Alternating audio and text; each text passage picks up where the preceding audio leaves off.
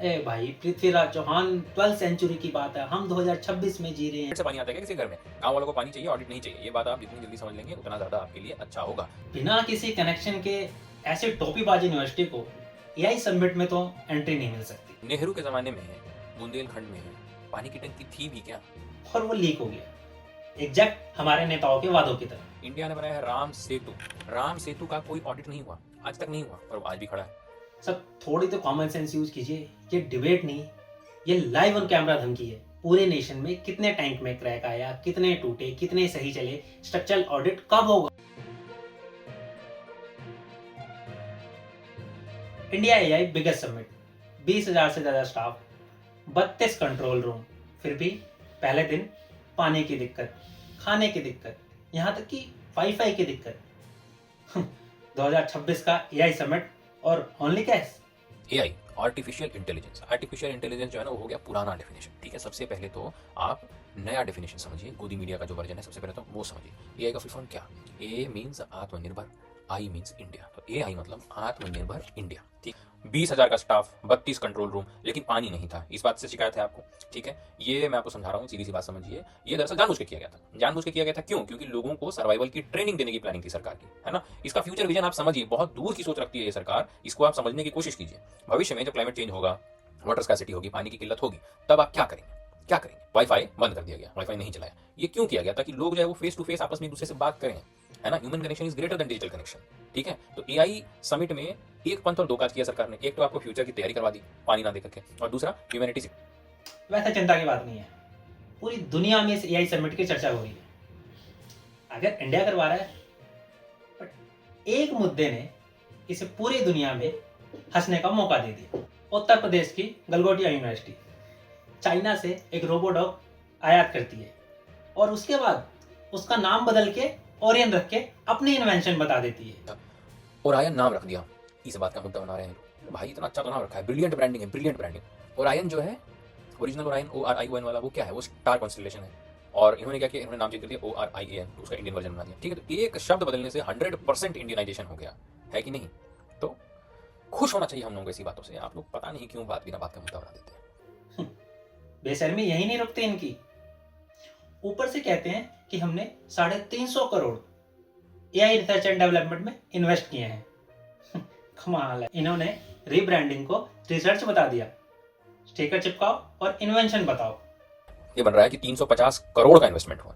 बिल्कुल हुआ है, जरूर हुआ है, कैसे नहीं होगा? ब्रेकडाउन समझा देता हूँ। गोदी मीडिया बैठी किस लिए है? ऐसे ही चीजों को जस्टिफाई करने के लिए तो बैठी। इसका ब्रेकडाउन समझिए। सबसे पहले चाइनीज कुत्ता, वो लोहे का चाइनीज कुत्ता, स्टील का, एल्यूमिनियम का, जिस भी चीज का बना है, 10 लाख रुपए का मान लेते हैं। ठीक है, शिपिंग चाइना से यहाँ मंगवाने में 1 लाख रुपए खर्च हुए होंगे, 11 लाख रुपए। वो जो नया नाम का प्रिंट बनाया है, उसका जो स्टिकर छापा है, वो स्टिकर 5,000 रुपए में छपा होगा, है ना। अब इस पर जो बोलेगा कि 50 रुपए में छप जाता है, कूटेंगे तुम लोगों को ढूंढ करके। ठीक है, 5,000 में छपा है, बकवास नहीं करेगा हमसे कोई, मान लो चुपचाप। ठीक है, और रीब्रांडिंग कंसल्टेंट उसने लिया 349 करोड़ 79 लाख रुपए, टोटल हो गया 350 करोड़। अच्छा, आपको अगर इतना फालतू वेला बैठा है कि जो मैंने बोला बैठ करके सच में कैलकुलेट करे, और उसमें अगर मैथ सही नहीं बैठे, ठीक है, तो कमेंट करके बताना। ओके, आखिर इस एआई समिट का आयोजन कर कौन रहा था? कम से कम गवर्नमेंट को इनके 350 करोड़ वाले एआई का जो इंफ्रास्ट्रक्चर है इनका, उसकी एक बार विजिट ही कर लेते, देख लेते कौन सी नस्ल की फसल उगा रहे हैं, किस नस्ल पे रिसर्च कर रहे हैं। क्योंकि सूफी में इंसान ऐसे बंड तो नहीं मार सकता जो इन्होंने किया है। चलो अच्छा, अब एक मजे की बात बताता हूँ आपको, जो आपको कोई और नहीं बताएगा। ये कंसल्टेंट था इलॉन मस्क। ठीक है, इलॉन मस्क। अब आप पूछेंगे इलॉन मस्क कैसे, क्या लॉजिक है? गोदी मीडिया ने इतना गहरा लॉजिक कैसे लगाया? आखिर बड़ा सिंपल है। ठीक है, इलॉन मस्क ने ट्विटर को लिया और रीब्रांड करके एक्स बना दिया, तो वो रीब्रांडिंग एक्सपर्ट हो गया। ठीक उसी तरीके से उसने इस केस में भी कंसल्टेंट की तरह काम किया, तो उसने ओरायन को ओरायन बना। बिना किसी कनेक्शन के ऐसे टोपीबाज यूनिवर्सिटी को एआई समिट में तो एंट्री नहीं मिल सकती। तो चलो, कम से कम अगर इन्हें एंट्री दे ही दी थी, तो कम से कम इनका मुंह ही बंद करवा देते, कोने में कहीं खड़ा करवा देते। जरूरत थी बेइज्जती करवाने की? और हमारे आईटी मिनिस्टर जो 5 सालों से ये पद संभाले हुए हैं, उन्हें इतनी क्या जल्दी थी ट्वीट करने की? कम से कम देख तो लेते कि ये रोबोडॉग की टेक्नोलॉजी इनके पास है भी या नहीं है। चलते हैं बुंदेलखंड महोबा, नागरा डैम विलेज, जल जीवन मिशन। 65 लाख में एक ओवरहेड टैंक बना, 1 साल से ऐसे ही खाली पड़ा था। 14-15 तारीख को पानी फिल किया गया और वो लीक हो गया, एग्जैक्ट हमारे नेताओं के वादों की तरह। एक मिनट, टूट गया का क्या मतलब है? टूट गया का क्या मतलब है यहाँ पर? है टूट नहीं गया है, टूट नहीं गया है, समझिए इस बात को। इंजीनियर साहब ने क्या बोला? इंजीनियर साहब ने बोला कि ओवरफ्लो था। ओवरफ्लो था मतलब पानी इतना ज्यादा आया कि टंकी उस पानी को संभाल नहीं पाई। तो इसको टूटना नहीं कहेंगे, इसको सक्सेस कहेंगे। ये अबंडेंस ऑफ वाटर है, इतना ज्यादा पानी है कि खत्म नहीं हो रहा। खराब मतलब उसको टंकी संभाल नहीं पा रही है, इतना पानी आ गया। अबंडेंस, अबंडेंस जो होता है ना, अबंडेंस है ये, ठीक है। और बुंदेलखंड में इतना पानी आ गया है कि इंफ्रास्ट्रक्चर जो है उसको हैंडल करने के लिए कम पड़ गया, ओवरवेल्म हो गया इंफ्रास्ट्रक्चर, है कि नहीं? इतनी तेजी से विकास हो रहा है। सर 65 लाख का टैंक पहली बार वाटर डालने से टूट जाता है, ये इसे इंजीनियरिंग फेलियर कहेंगे, करप्शन कहेंगे, अबेंडेंस ऑफ वाटर नहीं। करप्शन? किस बात पे करप्शन? कैसा करप्शन भाई? ये शब्द सुन के ना मुझे आज के ज़माने में बहुत ज़्यादा दुख होने लगा है, ठीक है? क्योंकि आपको पता है कि जल जीवन मिशन के तहत कितने लोगों के घरों में पानी पहुंचा है? 15 करोड़ से ज़्यादा कनेक्शन हुए हैं, 15 करोड़। और आपका कहना है कि एक टंकी के टूटने से पूरा का पूरा स्कीम ही फेल हो गया। मैं पूरे स्कीम को फेल होने की बात नहीं कर रहा सर, मैं पूछ रहा हूँ पूरे नेशन में कितने टैंक में क्रैक आया, कितने टूटे, कितने सही चले, स्ट्रक्चरल ऑडिट कब होगा? अच्छा, ऑडिट कराना चाहते हैं आप? ऑडिट से पानी आएगा क्या? ऑडिट से पानी आता है क्या किसी घर में? गांव वालों को पानी चाहिए, ऑडिट नहीं चाहिए। ये बात आप जितनी जल्दी समझ लेंगे उतना ज्यादा आपके लिए अच्छा होगा। और वैसे भी बीजेपी एमएलए बृजभूषण राजपूत ने खुद 20 दिन का अल्टीमेटम दिया है। पार्टी का एमएलए खुद सवाल पूछ रहा है, इससे ज्यादा अकाउंटेबिलिटी क्या चाहिए आप? सर ये चूरन किसी और को जाके बेचना। एमएलए का अल्टीमेटम, यहाँ पे कोई तब्दीली नहीं है, ये सिर्फ पॉलिटिकल ड्रामा है। मैं जल निगम के ऑडिट के बारे में बात कर रहा हूँ। पूरी स्कीम का ऑडिट कब होगा? Structural audit? अरे कुछ भी बोलते हैं यार, हैं?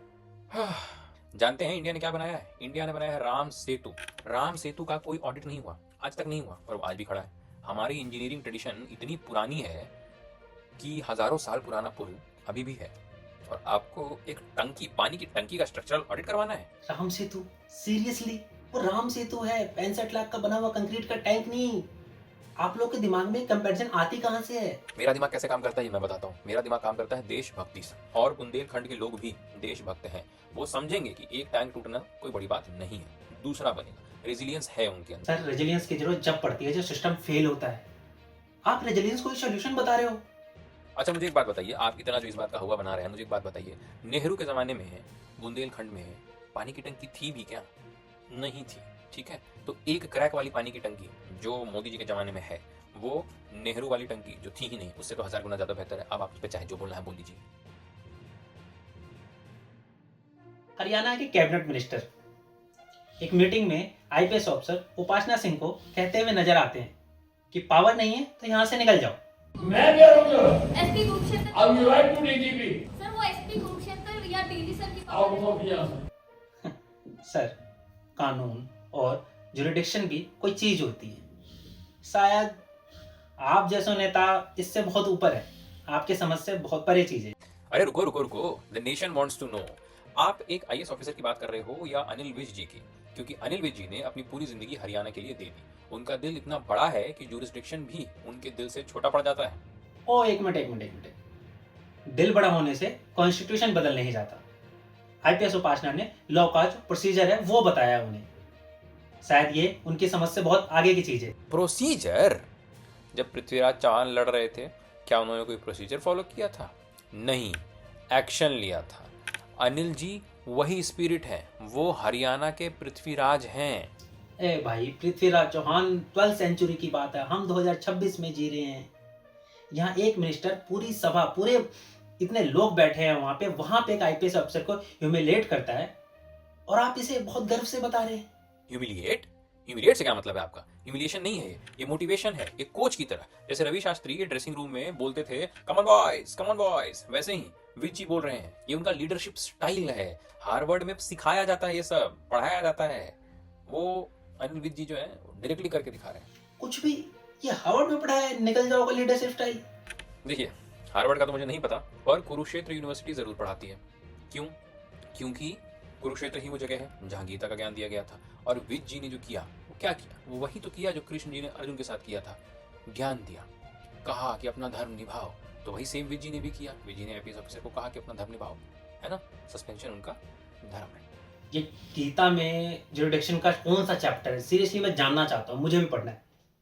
अरे चैप्टर क्या चैप्टर? वो चैप्टर भी रीप्रिंट में है, ठीक है। लेकिन पॉइंट ये है कि एसपी उपासना को ट्रांसफर से डर क्यों लग रहा है? अगर वो सही है तो डरेंगी क्यों? क्लीन ऑफिसर डरता थोड़ी है। मैंने ट्रांसफर की बात नहीं की, आपने की? मैं बस ये पूछ रहा हूँ कि चीफ मिनिस्टर सैनी जी अपने मंत्रियों के फ्रस्ट्रेशन को क्या इस तरह से एडमिनिस्ट्रेशन पे लाने देंगे, या इसका भी कोई कॉन्सिक्वेंस होगा?